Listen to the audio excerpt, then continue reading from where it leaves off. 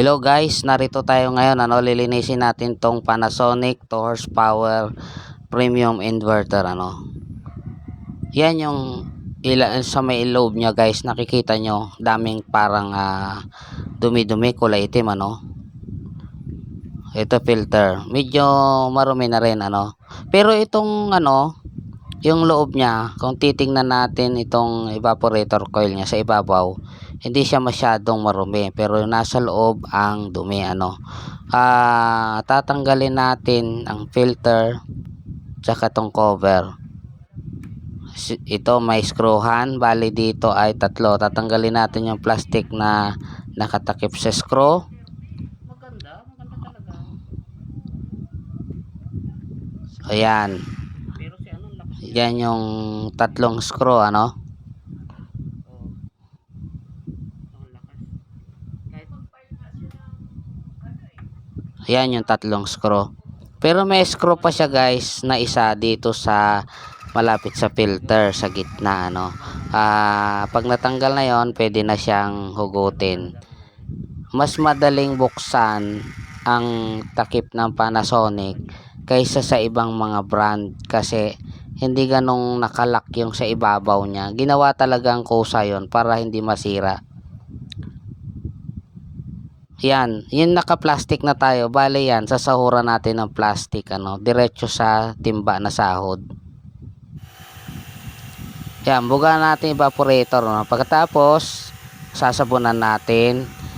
Itong linis na pinapakita ko sa inyo guys ay ordinaryong linis lang kasi meron pang mas matinding linis dito. Kasi nakita nyo naman, medyo bago-bago pa tong aircon. At hindi naman ganong karumi. Pero kung sobrang dumi yan guys, ipapump down natin yan. Babaklasin natin itong indoor unit para malinis maigi. Ang mangyari lang, magpuputol tayo ng tubo at kung hindi natin masyadong masave yung freon, magdadagdag tayo ng freon. Kailangan uling vacuumin. Kaya kailangan sigurado yung dugtungan. Pero ito ngayon ay simpleng linis lang. Kailangan lang ng pressure washer. Tapos sabunan natin.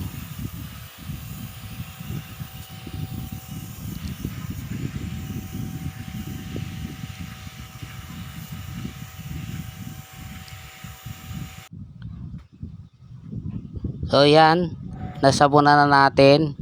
Kailangan lang ingatan yung sa may control kasi baka mabasa, sira yan. Mahal pa naman ang pyesa ng Panasonic. Yan, nasabunan na bubugahan na lang ulit. O yan, yung evaporator coil nya. Tapos wag din natin kakalimutan guys, yung pinaka drain nya bubugahan din kasi baka na-stuck doon yung mga dumi-dumi. Kailangan may flush lahat yung yung dumi, lalo na yung parang putik-putik. Yan yung ilalim niya, yung sa may fan blade yung fan blade talagang diyan naipon yung dumi.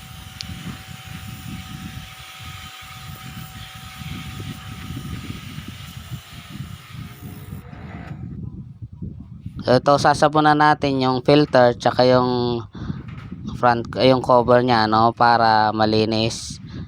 Baka may natirang mga amoy-amoy na kung ano man, yung amoy ng dumi, tsaka minsan kung sa bahay ito kung nagluluto o yung mga pagkapagkain, baka may amoy panis, para naman mabago yung niya, malinis na amoy, lalo na kung mga scented yung sabon na ginagamit natin. Tide lang pwede na o kaya Surf. Tapos banlawan natin, pupunasan lang natin para wala namang tubig. Pag sinalpak natin walang tutulo, lalo na doon sa may control, sa may electrical. Ayan guys, naibalik na natin yung cover. I-screw na natin, ibalik na natin. Ayan, yung tatlong screw sa ilalim, babalik din natin yung plastic na takip ng screw. Ganun lang kasimple maglinis. Ito yung simpleng paglilinis lang yung aming pinakita sa inyo. Paglilinis ng evaporator coil ng indoor unit ng Panasonic. Ayan, masisilip nyo yung kanina maitim. Ayan, malinis na, puting-puti na. Yan, mga ganyan lang nalinis, okay na. Huwag lang yung sobrang dumi na kailangan i-pump down. Ganyan lang ang maglinis. Pwede nyong gayahin. Basta't ingat-ingat lang para hindi masira yung ating gamit.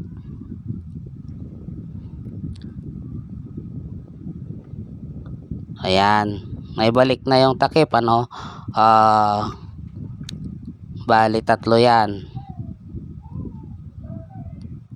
Ayan guys, gayahin nyo na kung gusto nyo maglinis sa sarili nyo ng ganitong modelo.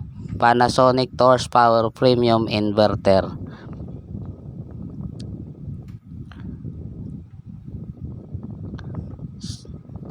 So ayan guys, tapos na tayo. Tapos na tayo sa paglilinis. Punas-punas na lang. Isunod na natin yung outdoor unit.